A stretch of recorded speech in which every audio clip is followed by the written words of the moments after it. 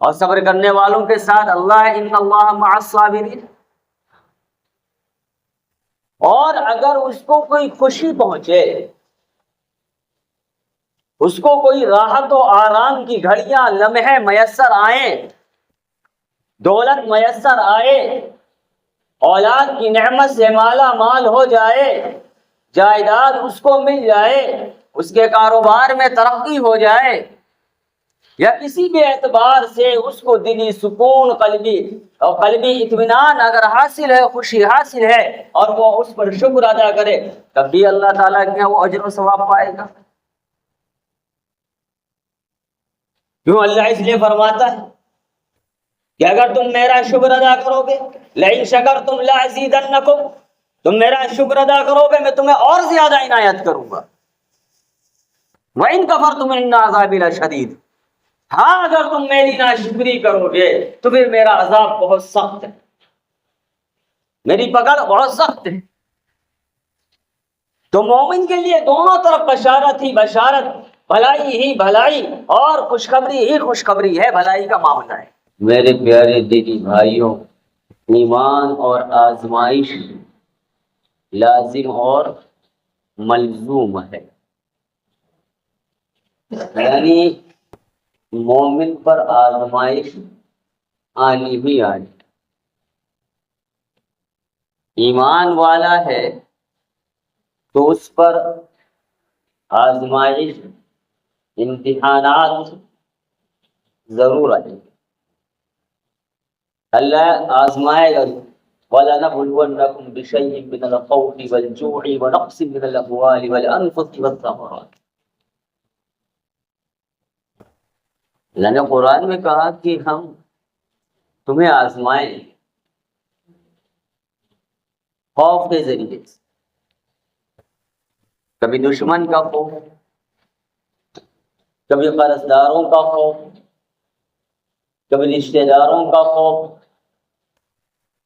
کبھی کسی کی شرارتوں کا خوف، شر پسند عناصر کی شر انگیزیوں کا خوف، کبھی بھوک کے ذریعے سے،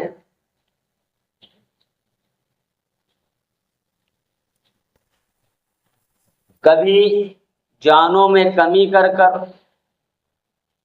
کہ جو ہمارا جس سے ہمیں قلبی لگاؤ ہو، کسی کی اولاد اس کی موت ہو گئی،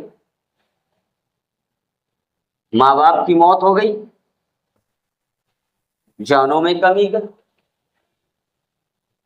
یہ اللہ تبارک تعالی ایمان والوں کی آزمائش ضرور کرتا ہے کہ تم ایمان میں کتنے کھرے ہو، سچے ہو۔ وبشر الصابرین، اللہ نے فرمایا کہ جو صبر کرنے والے ہیں ان کے لیے بشارت سے خوشخبری ہے۔ اللہ کے نبی صلی اللہ علیہ وسلم نے ارشاد فرمایا، حدیث ہے کہ مومن کے لیے تو بھلائی ہی بھلائی ہے، اس وجہ سے کہ اگر پریشانیوں پر وہ صبر کرے اللہ تب بھی اجر عظیم عطا فرمائے گا۔ اور صبر کرنے والوں کے ساتھ اللہ ہے، ان اللہ مع الصابرین۔ اور اگر اس کو کوئی خوشی پہنچے،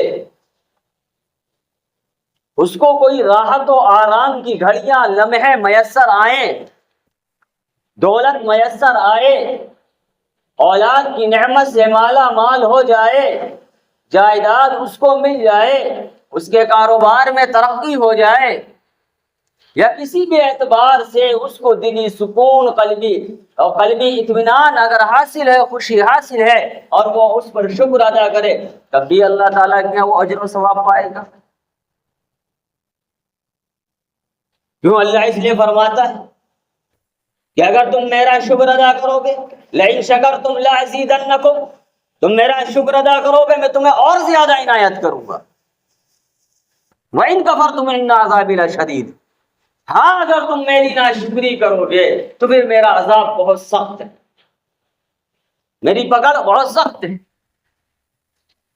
تو مومن کے لیے دونوں طرف بشارت ہی بشارت، بھلائی ہی بھلائی اور خوشخبری ہی خوشخبری ہے، بھلائی کا معاملہ ہے۔ اور اگر کوئی پریشانی ہمیں لاحق ہے تو ہم سیرت طیبہ کا مطالعہ کریں، سیرت طیبہ کو پڑھیں، اللہ کے نبی صلی اللہ علیہ وسلم کی حیات مبارکہ کا بغور ہم مشاہدہ کریں کہ اللہ کے نبی صلی اللہ علیہ وسلم کی زندگی، اللہ کے نبی فرمایا کہ سب سے زیادہ مجھے تکلیفیں پہنچائی گئی، جتنے بھی انبیاء اور رسول آئے سب کو تکلیفیں پہنچائی گئی، سب کو اذیتیں پہنچائی گئی ہیں، لیکن ان میں سب سے زیادہ تکلیف اللہ کے نبی صلی اللہ علیہ وسلم نے ارشاد فرمایا کہ سب سے زیادہ نبیوں اور رسولوں میں سب سے زیادہ کسی کو تکلیف پہنچائی گئی مجھے پہنچائی۔ حالانکہ حضرت زکریا علیہ السلام کو آرے سے چیرا گیا تھا، جو لکڑی چیرنے کا آرا ہوتا ہے جس سے پیڑ کاٹتے ہیں، چیرا گیا، بالکل ایسے ایسے چیرا گیا، یہ آدھا دھڑ ادھر ہو گیا، یہ آدھا دھڑ۔ حضرت یحییٰ علیہ السلام کو یہودیوں کے محل میں، یہودیوں کے دربار میں یہودیوں نے حضرت یحییٰ علیہ السلام کو اس طریقے سے حلق سے ذبح کیا جس طریقے سے ہم لوگ بکرے کو ذبح کرتے ہیں یہاں سے، لیکن اللہ کے نبی صلی اللہ علیہ وسلم کے ارشاد فرما رہے ہیں کہ سب سے زیادہ تکلیف مجھے پہنچائی گئی۔ اب آپ مطالعہ کریں، اللہ کے نبی صلی اللہ علیہ وسلم کی سیرت کو پڑھیں تو آپ کو معلوم ہوگا طائف کا منظر، یہاں پر لوگوں نے کیا کہا، نعوذ باللہ من ذالک، اور اللہ کو کوئی اور نہیں ملا تھا نبی بنا کر بھیجا رہا تھا، تم ہی ملے تھے اللہ کو۔ دوسرا کیا کہہ رہا، دوسرا سردار یہ کہہ رہا کہ مجھے تمہاری بات سننی ہی نہیں ہے۔ پھر طائف شہر کے آوارہ لڑکوں کو، اوباش لڑکوں کو اللہ کے نبی صلی اللہ علیہ وسلم کے پیچھے لگا دیا گیا کہ یہ جہاں سے بھی گزرے وہاں وہ اوباش لڑکے کیا کرتے تھے، اللہ کے نبی صلی اللہ علیہ وسلم کے پیچھے تالیاں پیٹتے تھے، تمسخر کرتے تھے، مذاق اڑاتے تھے۔ پھر اللہ کے نبی صلی اللہ علیہ وسلم کو زخمی کیا گیا، پتھر مار مار کے اتنا مارا گیا کہ آپ صلی اللہ علیہ وسلم کی نالین مبارک جو ہیں وہ بالکل خون سے تربتر ہو گئی، ایک قطرہ اللہ کے نبی صلی اللہ علیہ وسلم نے زمین پہ گرنے نہیں دیا ہے، کیونکہ نبی کا خون تھا، اگر زمین پہ گر جاتا اللہ کو غضب آ جاتا۔ حالانکہ اللہ کو غضب آیا، اللہ کی جو شان تھی، قہاری شان، وہ جوش میں آئی اور فرمایا، حضرت جبریل امین تشریف لائے، فرمایا کہ یہ فرشتہ میرے ساتھ آیا ہے، اللہ تعالیٰ نے اس کو پہاڑوں پر مقرر کیا ہے، اگر آپ حکم دیں تو ان طائف والوں کو دونوں پہاڑوں کے درمیان میں جو بسے ہوئے ہیں ان کو دونوں پہاڑوں کے درمیان میں پیس دیا جائے، کچل دیا جائے، قربان جائیے اللہ کے نبی صلی اللہ علیہ وسلم کی ذات اقدس پر۔ کیا ارشاد فرمایا، یہ ارشاد فرمایا کہ نہیں، میں ان کو بد دعا نہیں دوں گا، میں ان کو فرشتے کو حکم نہیں دوں گا کہ وہ ان کو کچل دے، یہ نہیں صحیح، لیکن مجھے اللہ کی ذات سے امید ہے کہ ان کی نسلوں میں ایسے لوگ پیدا ہوں گے جو اللہ کو ماننے والے ہوں گے، جو مجھ پر ایمان لانے والے ہوں گے، میری اطاعت کرنے والے ہوں گے، میری فرما برداریاں کرنے والے ہوں گے۔ حضرت ابو ہریرہ رضی اللہ تعالیٰ عنہ فرماتے ہیں کہ ہم نے اللہ کے نبی صلی اللہ علیہ وسلم سے درخواست کی کہ اللہ کے نبی قبیلے ثقیف کے تیروں نے ہمیں چھلنی کر دیا، آپ ان کے لیے بد دعا فرما دیجئے۔ اللہ کے نبی صلی اللہ علیہ وسلم نے ہاتھ مبارک اٹھائے اور ارشاد فرمایا، ہاتھ اٹھانے کے بعد، یا اللہ تو قبیلے ثقیف کو ہدایت نصیب فرما۔ وہ مجھے جانتے نہیں کہ میں کون ہوں، وہ مجھے جانتے نہیں ہیں۔ اللہ کے نبی صلی اللہ علیہ وسلم، ایک باپ کو سب سے زیادہ تکلیف کب پہنچتی ہے؟ اس وقت سب سے زیادہ تکلیف پہنچتی ہے کہ جب باپ باحیات ہو، زندہ ہو، دنیا میں موجود ہو، اور اس کی بیٹی کو طلاق پڑ جائے اور وہ گھر واپس آ جائے، بہت تکلیف ہوتی ہے، دلی تکلیف ہوتی ہے ایک باپ کے لیے۔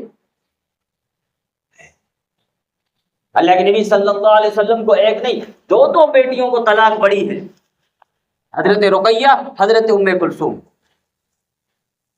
سوچو اللہ کے نبی صلی اللہ علیہ وسلم کے دل پہ کتنی تکلیف پہنچی۔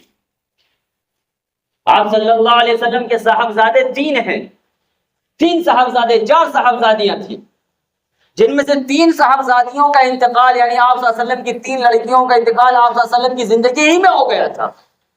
کتنی تکلیف ہوئی ہوگی، کتنی مشقتوں کو برداشت کیا ہوگا، کتنی اذیتوں کو جھیلا ہوگا.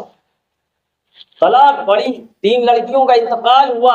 حضرت فاطمہ رضی اللہ تعالیٰ عنہ کا انتقال اس وقت ہوا جب آپ صلی اللہ علیہ وسلم دنیا سے چلے گئے، آپ پردہ فرما گئے، اور آپ صلی اللہ علیہ وسلم کے بعد حضرت فاطمہ دنیا میں صرف 6 ماہ زندہ رہی ہے. بس 6 مہینے کے بعد حضرت فاطمہ کا بھی انتقال ہو گیا.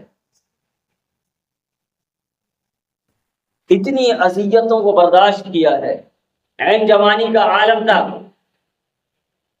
جب حضرت عبداللہ، حضرت قاسم جو آپ صلی اللہ علیہ وسلم کے بیٹے صاحبزادے، ان کا انتقال ہو گیا. بڑھاپے کے آخر میں حضرت اللہ کے نبی صلی اللہ علیہ وسلم کو ایک اولاد ہوئی، حضرت ابراہیم. بڑھاپے کی حالت میں اللہ نے اولاد سے نوازا. اللہ کے نبی صلی اللہ علیہ وسلم کی آغوش مبارک میں تھے حضرت ابراہیم. جو حضرت ابراہیم چھوٹے سے تھے، بالکل معصوم سے تھے، اللہ کی مرضی تھی. اللہ کے وسلم کی آغوش میں، گود میں حضرت ابراہیم علیہ السلام، حضرت ابراہیم کا انتقال ہو گیا. 3 بیٹے، 3 بیٹوں کا بھی انتقال، 3 صاحبزادیوں کا انتقال. اور جو پریشانیاں آئی، جو مصیبتیں جھیلی ہیں، اس کا آپ ادراک، ہم لوگ ادراک نہیں کر سکتے، سمجھ نہیں سکتے کہ اس شخصیت نے، اس ہستی نے، جس نے اپنی موت کے وقت بھی اپنی امت کو یاد رکھا ہو، جس نے حج کے میدان میں، عرفات کے میدان میں حج کے موقع پر یاد رکھا ہو. اللہ کے نبی صلی اللہ علیہ وسلم نے عرفات کے میدان میں امت کے لیے تقریباً 4 گھنٹے 5 گھنٹے جو ہے دعائیں کی، کھڑے ہو کے. کتنا زیادہ مشقتوں کو برداشت کیا. تو یہ ایک ایمان والے کے لیے، میں اب شروع میں نے عرض کیا تھا کہ آزمائش اور ایمان لازم اور ملزوم ہے، یعنی ایک دوسرے کے بغیر نہیں رہ سکتے. اگر ایمان والا ہے اس کے اوپر آزمائش آئیں گی. جیسے کہ اللہ کے نبی صلی اللہ علیہ وسلم کی حدیث سے ایک صحابی نے عرض کیا، یا اللہ کے نبی صلی اللہ علیہ وسلم، میں آپ سے بے انتہا محبت کرتا ہوں، اپنی جان سے بھی زیادہ محبت کرتا ہوں. اللہ نے فرمایا، دیکھ لو تم کیا کہہ رہے ہو، سمجھ لو اپنی بات کے بارے. تو انہوں نے فرمایا کہ صحیح بات، میں اپنی جان سے بھی زیادہ اللہ کے نبی صلی اللہ علیہ وسلم، میں آپ سے محبت کرتا ہوں، اپنی جان سے زیادہ، اپنے مال سے زیادہ، اپنے ماں باپ سے زیادہ، اپنی اولاد سے زیادہ، اپنی بیویوں سے زیادہ. اے اللہ کے نبی، میں آپ سے محبت کرتا ہوں. تو اگر تم مجھ سے محبت کرتے ہو تو تیار رہنا، جو مجھ سے محبت کرے گا اس کی طرف آزمائش اس طریقے سے آئیں گی جس طریقے سے اوپر سے نیچے کی طرف پانی آتا ہے. آزمائے جاؤ، امتحانات ہوں گے. ہم یہ سوچیں کہ ہم نے ایمان کا دعویٰ کیا ہے تو ہمارے اس ایمان کے دعوے پر کوئی آزمائش نہیں ہوگی، یہ غلط ہے. ہمارے ایمان کی آزمائش ہوگی، اور اس طریقے سے ہوگی کہ کبھی ہمیں آپ اللہ کے نبی صلی اللہ علیہ وسلم کی شان میں گستاخیاں کرنے والے بھی ہوں گے، کبھی جو ہے اللہ کے نبی صلی اللہ علیہ وسلم کی نبوت پر حملہ کرنے والے بھی ہوں گے، اور اس طریقے سے حملہ کرنے والے ہوں گے جو جھوٹے نبی ہونے کا دعویٰ کریں گے. اللہ کے نبی نے فرمایا، لا نبی بعدی وانا خاتم النبیین، کہ میرے بعد کوئی نبی نہیں ہے، میں نبیوں کو ختم کرنے والا ہوں. اب اگر کوئی نبوت کا دعویٰ کرے وہ جھوٹا نبی ہوگا. اب اللہ کے نبی صلی اللہ علیہ وسلم دنیا میں تشریف لا کے جا چکے ہیں، اب صرف اور صرف قیامت آئے گی. اب اگر کوئی نبوت کا دعویٰ کرنے والا ہے، جیسا کہ مسلمہ کذاب نے دعویٰ کیا، اور جیسا کہ دوسرے لوگوں نے، اسود انسی نے دعویٰ کیا، یہ سب جھوٹے کے جھوٹے نبی ہیں. مرزا غلام احمد قادیانی نے دعویٰ کیا، اس کے ماننے والے اپنے آپ کو احمدیہ کہتے ہیں، ہمارے آپ کے درمیان میں موجود ہیں، ہمیں اور آپ کو ان سے بچنا ہے. وہ اس طریقے سے ہمارے اور آپ پر ایمان پر حملہ کریں گے. اگر خدا نہ خواستہ ہم نے اللہ کے نبی صلی اللہ علیہ وسلم کو، محمد عربی کو آخری نبی نہ مانا، اس کے بعد کسی اور کو نبی مانا، تو ہم ایمان سے خارج ہو جائیں گے، کافر و مرتد ہو جائیں گے. اس بات کو ہمیشہ یاد رکھنا. اگر ہم نے اللہ کو مانا ہے تو اللہ کے نبی کی رسالت کو بھی ماننا ہے. اگر ہم اللہ کو ماننے کے بعد اللہ کے نبی کی رسالت کو نہیں مانیں گے، ہم ایمان سے خارج ہو جائیں گے. تو ایسے لوگوں سے ہوشیار رہنا ہے. اپنے ایمان کی خود حفاظت کرنا ہے، اپنے ایمان کے ساتھ ساتھ اپنے گھر والوں کے، اپنی نسلوں کے، اپنی بیوی بچوں کے بھی ایمان کی حفاظت کرنا، اپنے پڑوسیوں کے بھی ایمان کی حفاظت کرنا. یہ ہماری اور آپ کی ذمہ داری بنتی کہ ہم ایسے لوگوں سے ہوشیار رہیں جو جھوٹے نبوت کا دعویٰ کرنے والے ہیں. مرزا غلام احمد قادیانی نے دعویٰ کیا ہے کہ وہ نبی ہے. فرمایا، اس نے کہا ہے کہ جس نبی کے بارے میں کہا گیا تھا کہ قرب قیامت میں امام مہدی کا ظہور ہوگا، میں وہ نبی ہوں. کبھی کہا اس نے کہ میں ذلی نبی ہوں، کبھی اس نے کہا کہ میرے پاس وحی آتی ہے. تو یہ سارے کے سارے اس کے جھوٹے دعوے ہیں. اللہ کے نبی صلی اللہ علیہ وسلم کے بعد کوئی نبی اس دنیا میں اب نہیں آنے والا ہے. چاہے ہماری کوئی جان لے لے، چاہے ہمیں کوئی زندہ جلا دے یا ہمارے کوئی ٹکڑے کر دے، پھر بھی ہم اس بات پر قائم رہیں.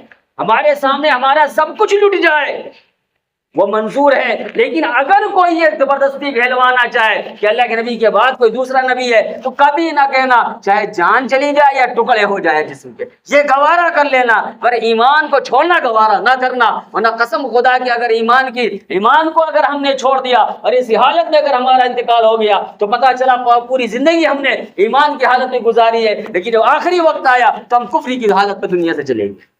اگر کفر کی حالت میں ہم دنیا سے چلے جائیں گے تو ہمارا خاتمہ بالخیر نہیں، ہمارا خاتمہ بالشر ہوگا. اور جب خاتمہ بالشر ہوگا تو ہمیشہ کے لیے ہم جہنم میں پھینک دیے جائیں گے. ہمارے اعمال کتنے بھی خراب ہو جائیں پر ایمان اتنا کمزور نہ ہو کہ ہم کسی دوسرے کو آخری نبی مانیں. تو ہم اپنے ایمان کی، اپنے اعمال کی ہمیں خود فکر کرنی ہے. تو نبوت کے دعوے کرنے والے بھی ہوں گے جو اللہ کی نبی کی شان میں گستاخیاں کرتے ہیں، قرآن میں بھی گستاخیاں کرنے والے ہوں گے، مساجد کو توڑنے والے ہوں گے، ہمیں اور آپ کو پریشان کرنے والے ہوں گے، ہمارے اور آپ کا بائیکاٹ کرنے والے بھی ہوں گے. ایسے بھی لوگ ہوں گے جو ہمارے اور آپ کے کاروبار کو نیست نابود کرنے والے ہوں گے، ہمارے مکانوں کو منہدم کرنے والے ہوں گے. ایسی حالت میں ہمیں اللہ کے نبی صلی اللہ علیہ وسلم کا نمونہ اور اسوہ اور طریقہ سامنے رکھنا ہے کہ اس وقت میں ایسی پوزیشن میں اللہ کے نبی کا کیا عمل تھا، ہمیں اسی عمل پر، اسی طریقے پر چلنا ہوگا. ہم اس عمل کو اختیار کریں گے، اس طریقے کو اختیار کر کے جب چلیں گے تو میرے بھائی بزرگوں دوستو، ہم دنیا میں بھی کامیاب ہو جائیں گے اور آخرت میں بھی کامیاب. اصل زندگی تو آخرت کی زندگی، ہمیں آخرت کی زندگی کو بچانا ہے. اور آخرت کی زندگی کو بچانے کے لیے ہماری دنیا کی زندگی اگر خراب ہو جائے تو ہمیں منظور ہے، لیکن ہمیں آخرت کی زندگی خراب نہ ہو. اس بارے ہمیں اور آپ کو غور کرنا ہے. جب کوئی بھی پریشانی آئے ہم سب سے پہلے یہ دیکھیں کہ اس پریشانی کے وقت یا اس خوشی کے وقت اللہ کے نبی کا عمل کیا تھا، ہم اس عمل کو اختیار کریں گے انشاءاللہ. اللہ تعالیٰ سے زیادہ عمل کرنے کی توفیق عطا فرمائے.